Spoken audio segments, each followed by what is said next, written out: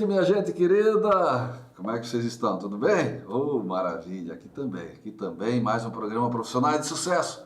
E com alegria a gente traz hoje, para conversar conosco, Tânia Becker. Tânia Becker, psicóloga, é isso? Boa noite. Psicóloga, boa noite. Boa noite a todos que estão ouvindo, que estão nos assistindo. Eu sou psicóloga, especialista em avaliação psicológica, né? E atuo no ramo industrial hoje. Hoje você trabalha na empresa Interfibras, é isso? Interfibra, é uma empresa do grupo Joplas, mas antigamente ela foi uma empresa irmã do grupo do Hansen, né? Tigre, Cipla, e hoje ela foi comprada do grupo Joplas. Certo, é uma empresa consolidada com vários anos de mercado. Vários anos de mercado, isso mesmo. E que contribuiu muito para o desenvolvimento da nossa querida cidade de Joinville e região. Sim, e até, inclusive, desenvolvimento a nível Brasil, né? Que hoje os nossos produtos, eles atendem uma demanda petrolífera. Que maravilha. Então, todos os nossos produtos não são produtos de prateleira, né? São produtos que atendem o Brasil todo na extração de petróleo. Isso é uma situação bastante interessante, né? Porque Joinville é esse grande polo industrial e muita gente não tem noção do que sai aqui da cidade. Do que sai da cidade. E tanto que os nossos principais clientes, eles são no Nordeste, né? Onde a captação de petróleo é maior. Certo. Então, nós atendemos aqui grande parte da extração de petróleo do Nordeste. Claro que a gente tem produtos que atendem o agro também, sim, como tanques e tal, mas o nosso grande forte é as petrolíferas. Tanques e também vocês fazem aquelas tubulações de fibra? As tubulações de fibra de vidro são que atendem ao petrolífero, né? E os tanques, eles atendem tanto saneamento quanto o agro, né? Para fazer fécula, para fazer fermentação. E a Tânia Becker, falar um pouquinho da tua trajetória, depois entrar no teu trabalho, que é na linha da formação profissional, preparação de pessoas. Preparação de pessoas, isso. Você nasceu em Joinville? Becker é no Joinville, tem muito alemão aqui. Não, pior que eu nasci no interior do Paraná, eu sou VIP, vim do lindo. Interior do Paraná. E olha que tem muita gente vindo. Muita gente. Mas eu vim com 9 meses de idade. Então, eu só conheço morar em Joinville. Eu só conheço. Essa realmente é a minha cidade do coração. Eu não tenho nem lembranças, né, de outra cidade. Mas voltou para a cidade que tu nasceu alguma vez, foi? Sim, visitar avós, sim. E, inclusive, os meus avós são aqui do Sul, né? Certo. Então, eles migraram para lá, meus pais nasceram lá, mas eu voltei para Santa Catarina. E Joinville é minha cidade do coração, sempre morei aqui. E da maioria das pessoas que estão nos assistindo aqui de Joinville, né? Transformar essa cidade na cidade do coração, porque é uma cidade acolhedora. É muito boa. Eu não me imagino morando em outro lugar. E nem eu. E nem o lugar do mundo. Não. E assim, na minha trajetória profissional, passei por várias cidades, né, de Santa Catarina. E cidades boas, cidades praianas, mas o meu coração é joinvilense, né? Não troco aqui por lugar nenhum. Coisa boa escutar isso, né? E como diz o poeta, o melhor lugar é onde você está. E onde você se desenvolveu, aí é melhor ainda. Isso mesmo. Né? Aí é melhor ainda. Com certeza. Você teve, na sua trajetória de vida, busca por uma profissão que é bem complexa. Sim. O lado da psicologia. A psicologia. E sabe, eu nunca, desde pequena, porque criança tem aquele negócio, porque eu vou ser psicólogo, você é médico, você é veterinário, eu nunca quis ser outra coisa.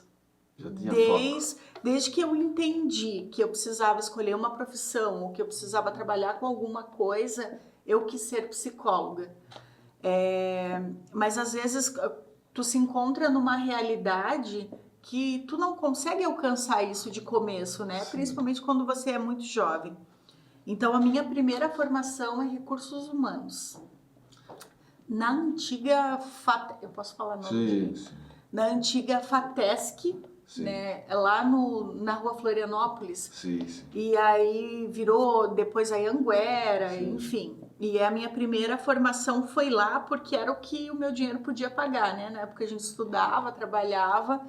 E aí eu falei, não, o mais parecido com lidar com pessoas e comportamentos é a linha do RH, Sim. né? Que, aliás, muitos professores de RH são psicólogos, né? Muito, é uma linha que se encaixa muito, né? Sim. Que tem necessidade.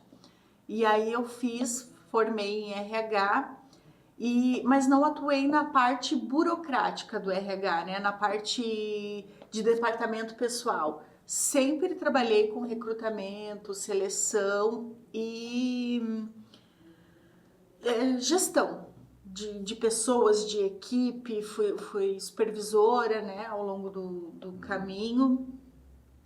E depois eu fiz uma pós-graduação em pedagogia empresarial com ênfase em gestão de pessoas. Sempre na linha de gerir pessoas. Novamente, a base, psicólogos dando aula. Sempre, sempre, sempre. Meus professores, na maioria deles, psicólogos.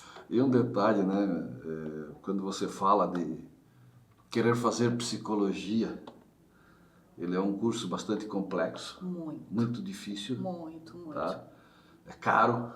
Caro. Então, as pessoas de baixa renda se torna difícil. Difícil. Por isso que muitas vezes a gente deixa o sonho de lado quando a gente não tem uma condição financeira na época, né, que não atendia. E eu falei, o que é o mais parecido para poder alcançar, entrar na área. Exatamente. E aí foi o RH. E é uma área apaixonante também. Com né? certeza. Então aí eu fiz e sempre trabalhei com gestão de equipes, né? Trabalhei no Corpo de Bombeiros Voluntários de Joinville, trabalhei na Casão. Meu primeiro emprego, na época, não existia o Jovem Aprendiz. Certo. Hoje eu utilizo muito o Jovem Aprendiz na empresa, mas na época não tinha, era só estágio, né? Que, aliás, a gente vai depois puxar um pouco o assunto sobre esse Jovem Aprendiz, que, na verdade, é aquela pequena abertura que é dado para o jovem. E é tão importante. E é importante. Como você escolheu RH para depois chegar à psicologia, a gente vai entrar nesse mérito depois. Exatamente. Então, aí formei e assim, ó, o mercado, às vezes, ele te empurra para caminhos, né? Às vezes não é o que você quer, o que você almejou no começo, mas a tua experiência vai te empurrando ao longo do tempo por caminhos muito parecidos, né? Então eu atuei muito com gestão de pessoas. E teve Na verdade, né? Cortei o teu raciocínio, mas na verdade a trajetória da vida da gente, eu sempre digo, né? Não adianta me perguntar como será o amanhã. Não. A gente não tem como saber como será o amanhã, porque depende diretamente de Deus. O amanhã a Deus pertence. E aí, às vezes a gente diz assim, poxa, mas eu fiz uma curva tão grande e podia ter ido direto. Mas era essa curva que estava prevista, talvez. Que estava precisando. E que leva a gente a ser justamente mais sólido, porque a gente amadureceu mais, né? E assim, Aloysio, às vezes acontecem coisas que realmente a gente não tem controle. Eu tive um problema de saúde muito jovem, é um problema que acomete assim, a maioria de pessoas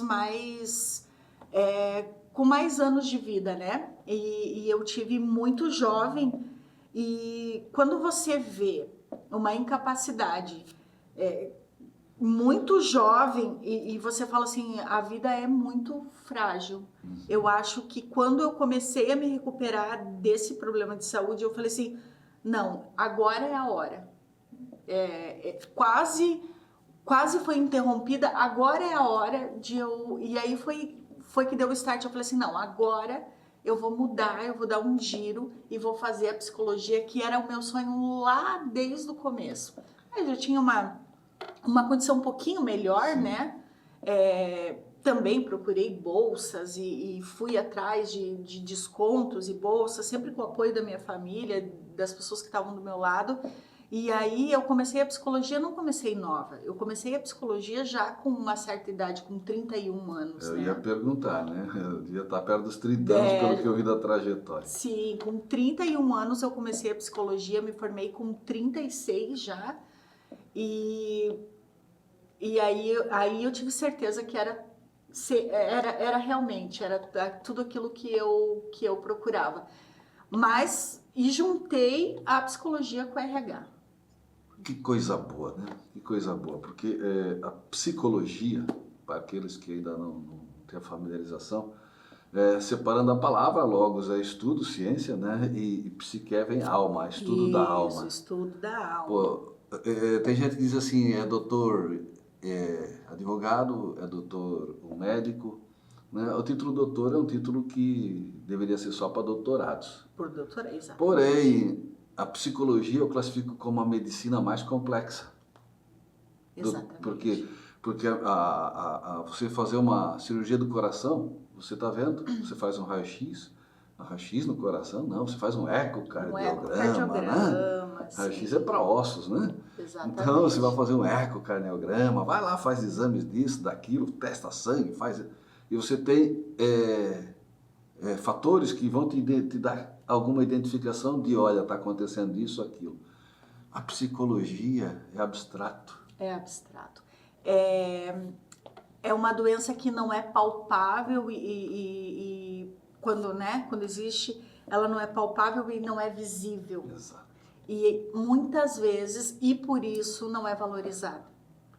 E assim, Aloysio, existe transplante de coração, existe transplante de ossos, mas não existe transplante de mente. Não tem como. E de cérebro. Os psicólogos ou até psiquiatras também, a linha da psique, né? Trabalham muito fazer você mudar, trabalhar, virar aquela chavezinha. E assim, a resposta não é o psicólogo que vai te dar. É você mesmo. A resposta está dentro de você. Você não quer, não vai mudar nunca. Nunca, jamais. O que o psicólogo faz é te mostrar os caminhos e te fazer, muitas vezes, falar, externar o que já está dentro de ti. Sim.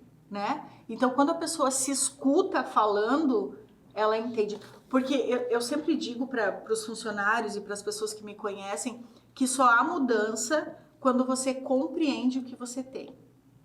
Não há mudança se você achar que o que você está fazendo é certo. Né? Então, não é o outro que vai te mudar, não é o psicólogo que vai te mudar, mas ele vai te dar ferramentas para pensar que você pode mudar.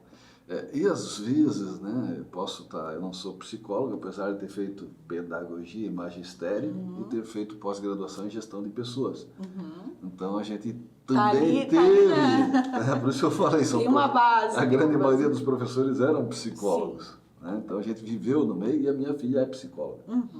Então, com base nas informações que a gente tem, que não é tanto quanto você, que especializou, a gente sabe que muitas pessoas, às vezes, o que falta é justamente a provocação, né? A provocação. Provocação.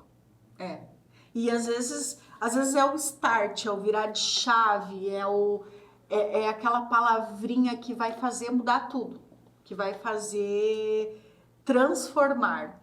E assim, a psicologia, quando a pessoa se forma, geralmente ela muito consultório, né? E ela é uma profissão elitizada. Mas e o trabalhador? Aí entra o grande quê da questão.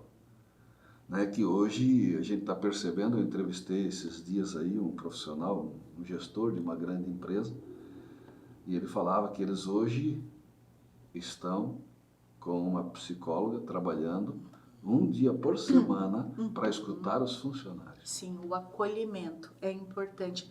Hoje vem a NR1, né, que é a norma regulamentadora que fala de saúde mental, justamente para trazer esse profissional para dentro das empresas. Por quê? Porque existe hoje os afastamentos, a grande maioria são por estresse.